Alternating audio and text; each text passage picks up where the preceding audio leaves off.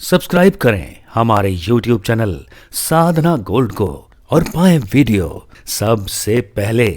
और हाँ, bell icon दबाना ना भूलें। संत तुकाराम जी एक बार भगवान जगन्नाथ जी का दर्शन करने गए तो संत तुकाराम दर्शन कर रहे थे और बड़ी एकादशी में निष्ठा रखने वाले भगवान जगन्नाथ के दर्शन करते हुए बड़े गदगद हो रहे थे।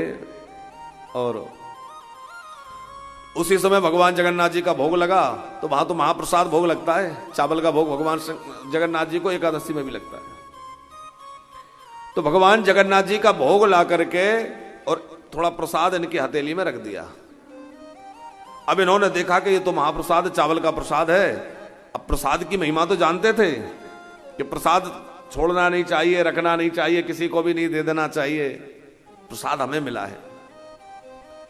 तो एक बात और ध्यान रखें, ब्राह्मण लोग हमारे अनुष्ठान के बाद हमें जो प्रसाद देते हैं, जैसे आप लोग रुद्राभिषेक करके उठते हैं प्रसाद मिलता है, अथवा आपने घर में सत्यनारायण की कोई अनुष्ठान किया जो प्रसाद मिला, तो ब्राह्मण जो प्रसाद देते हैं वो मंत्रोच्चार पूर्वक देते हैं।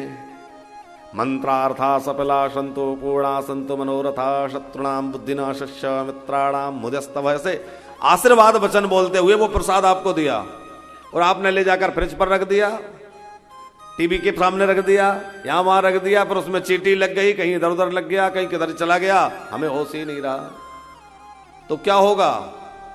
उसका बहुत बड़ा दोष लग जाएगा। इसलिए प्रसाद प्राप्त होते ही प्रसन्नता पूर्वक उसको ग्रहण कर लेना चाहिए, ऐसी उसकी महिमा है। तो तुकाराम जी के हाथ में प्रसाद आया तो उन्होंने यहां वहां तो नहीं रखा, प्रसाद महिमा जानते हैं, पर एकादशी थी तो उन्होंने सोचा कि एकादशी में मैं कैसे इसको ग्रहण करूं। तो जब तक एकादशी तिथि चली तब तक वो भगवान की महिमा और प्रसाद की महिमा गाते रहे। कब तक गाते रहे? जब तक एकादशी चली। और जब एकादशी पूरी हो गई तो उन्होंने उसी व्रत को ग्रहण कर लिया। अब जब ग्रहण किया तो उनकी हथेली में एक फपोला पड़ गया, वो जल गया, हाथ उतना ऐसे फोला बन गया। ये क्या हो गया? अब उनकी तो साक्षात ठाकुर जी से बात होती थी, बड़े भगवत प्राप्त महापुरुष थे। ठाकुर जी से प्रार्थना की, भगवान ये क्या हो गया, जय जय सरकार, ये क्या लीला है, ये क्यों ऐसा हुआ? तो ठाकुर जी ने कहा कि तुमने प्रसाद की महिमा को कम समझा और एकादशी की महिमा को ज्यादा समझा, इसलिए ऐसा हो गया। मेरा प्रसाद तो प्रसाद है, उसमें पर वस्तु का भाव कहां रह गया कि ये अन्न है कि ये क्या है कि क्या नहीं है। उसको ग्रहण कर सकते हैं क्योंकि वो भगवान का प्रसाद है। लेकिन इसका अर्थ यह भी नहीं है कि आप भोग लगा कर खूब छक्के पालें, वो तो भगवान का प्रसाद था। महाराज जी कह रहे थे प्रसाद से व्रत नहीं खुलता, और खूब भोग लगाएं और खूब पाएं तब तो व्रत नष्ट हो जाएगा। अंजलि में जो आए और थोड़े ग्रास रूप में जो मिले वही प्रसाद है। तो प्रसाद और चरणामृत का बहुत ध्यान रखना चाहिए। ये प्रसाद और चरणामृत की महिमा बहुत है।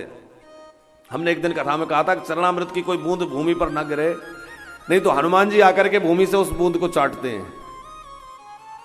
तो चरणामृत की जरासी बूंद भी भूमि पर नहीं गिरना चाहिए, ऐसा सावधान होकर चरणामृत लें। और प्रसाद जब ग्रहण करें तो प्रसाद भी जो है बड़े श्रद्धापूर्वक मिलते ही ले लें। हाँ, यह है कि आप डायबिटीज है, डॉक्टर ने कहा है मीठा मत खाना, और पंडित जी ने 4 लड्डू पकड़ा दिए तो कठिनाई हो जाएगी। तो उसी समय पहले ही प्रार्थना करके कह दें कि नहीं, थोड़ा थोड़ा दे दीजिए, थोड़ी परेशानी है, आप थोड़ा ही लें और जितना लें उसको सिर से लगा के तुरंत पालें, नहीं तो दोष लगेगा।